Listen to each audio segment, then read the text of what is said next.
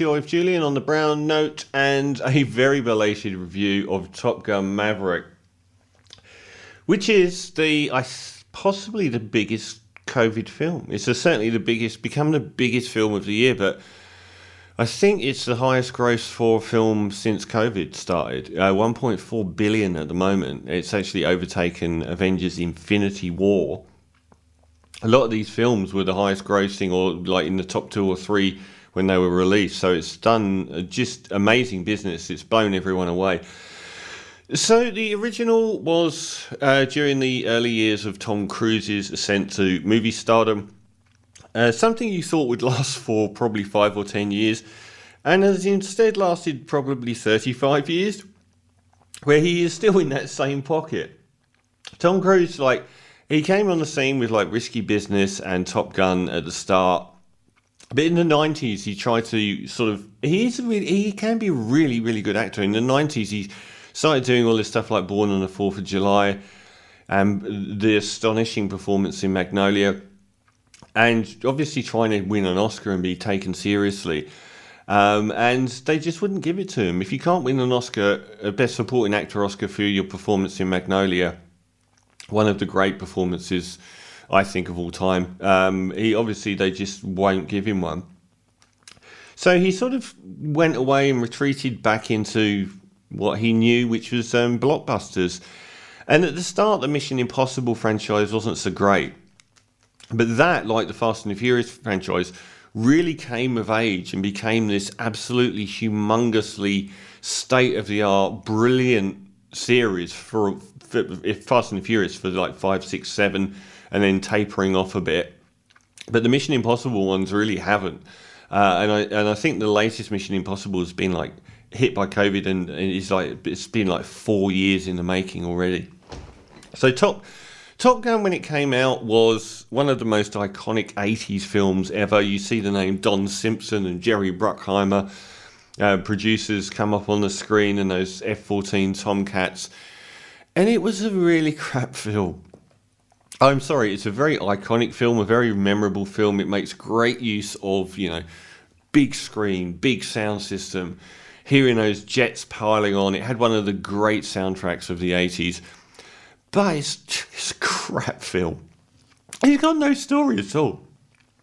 And it had a very memorable cast of Val Kilmer and, the cockiest Tom Cruise you could get. And it's never not been a loved film. It's just not very good. And no one wanted a sequel to it. It was just a ridiculous idea. And it came out and it just took off. I think because it got such good... Top Gun Maverick came out and just got such good reviews that I think it propelled it into the stratosphere immediately. In between the two films, Tom Cruise has occupied this really weird place of being very not liked by a lot of people, because of this uncanny weirdness to his personalities, where they don't quite know that he's, they want to, what's underneath the impeccably friendly veneer. What's behind the eyes? What's the real thing? And the Scientology thing fed into everyone's distrust and dislike of him. I've never had a problem with him. He can be great in films. No wonder he was a hitman. I wish he had carried on acting in more character roles. That was the Michael Mann film where he was a hitman. It was just magnificent. I can't remember what it's called now. The appearance in Tropic Thunder. He can be great, but he really has stuck to his guns as a big budget franchise boy. Coming unstuck with a Mummy, obviously. Where a lot of the time he's the producer or one of the producers as well. So he's just really making Mission Impossible films. And this came out of nowhere. It was going to be directed by Tony Scott, who did the original. Possibly with that film launching a template which could encompass everything from the Bad Boys movies and Michael Bay's entire filmography. A very brash, loud American cinema. This is a story you could write yourself. I knew everything that would happen in this story. Tom Cruise is shown at the start. He's a fighter pilot who is now doing testing on super planes that can go Mach 10, and he's basically almost booted out of his position at the start of the film, but unsurprisingly, they want him back at Top Gun to train the new recruits. Honestly, every single thing that happened in this film I knew in advance. It was just, it's like the most predictable story I've ever seen. So, like in the other film, a North Korea or some unnamed country. And it's interesting how the macro politics, global politics, never infect these films. It's only like in this homogenized group of the Top Gun Academy is all you see of the external world. There's never any sort of news bulletin showing something happening. But they've got this thing, they're building a nuclear base in the middle of this valley, and the Americans have to stop them before they get the uranium there by blowing it up, and it's a really difficult flight path in, and once they're there, they've got to get out, and they've got all these next generation fighters to get past. So Tom Cruise is brought back as one of the only people in the Navy with this kind of flight experience. And he has to train all of the new ones, and the caveat is that Miles Teller is playing the son of Gooseman, who was his wingman in the first Top Gun. Anthony Edwards. In the first one, who was Goose, who died when his ejector seat failed. And Tom Cruise is then shown that his son is going to be one of these recruits on this suicide mission. And there's the added caveat that Tom Cruise blocked him in his earlier career joining the Navy and becoming part of the Navy Air Force, for reasons which are actually quite moving as it progresses. So there's slightly more story than the first film, but very little more. Really great to see Jennifer Connelly in this film. I love her. I think she's been really underused, but over time she shows up in some really good roles. I saw her in Noah again the other night. I think that's an underappreciated film. I really like her. I love the fact that she is the only woman in this film that is portrayed as sexy or a love interest. And like I keep saying, she's 51. We're in the age where, you know, the hottest women in films in Hollywood now, and action heroes even, are all over 45. And I think this is just amazing.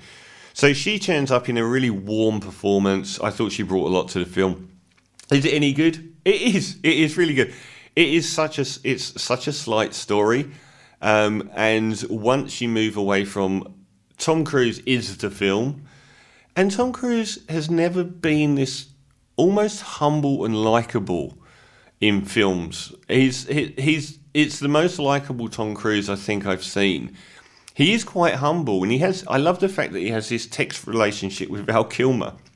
Val Kilmer is now the Admiral top dog, and he keeps Tom Cruise from being sacked. But he's also had throat cancer and he's about to die, and they have this text relationship where it's ice, and you're like, that's pretty cool actually. And he does go and visit him, and Val Kilmer had serious surgery and couldn't barely speak, so he does crop up. But mainly it's new people in this film. We get Ed Harris, John Hamm, and the dynamic is on their side is quite similar to the original Top Gun, but Cruise he's not cocky at all here. He's really decent and likeable and nice and humble, and he rekindles a relationship with I've forgotten her name, Jennifer Connelly. And Miles Teller is really good here. There's only three of them that actually stand out in this film, and that's Miles Teller and Jennifer Connelly and Tom Cruise. None of the young'uns in this film are remotely memorable. I remembered one name, Hangman. None of the others, I can tell you what their names are. It makes great use of very widescreen, colourful cinematography. The aerial combat, due to modern technology, is as good as it's ever been done. It's incredible to look at. The sky battles are phenomenal. There's so little story to hang it on, but it's still incredibly exciting to watch. And the thing is that they don't put their foot wrong. They don't do anything to mess it up. They give you exactly what you want all the way through. Even seeing Jerry Bruckheimer's name at the start on the screen with Danger Zone playing in the background, it's just it's almost spine tingling. It's something. One thing that's great about it is it's very rewatchable. and it's going to have a long afterlife because it makes it will make great use of massive televisions with great sound systems behind it. So it's entirely everything that you want it to be. And I didn't like the song at the end. I thought they could have put Take My Breath Away in at that moment. Aesthetically, they get everything so right. And then there's this song, is it Lady Gaga or someone at the end? It really spoils the mood. But anyway, that's a very minor quibble. Otherwise, it's just so solid. And it's somewhere where they just don't mess it up. They do such a good job of not messing anything up. So a really solid 8 out of 10 for Top Gun Maverick.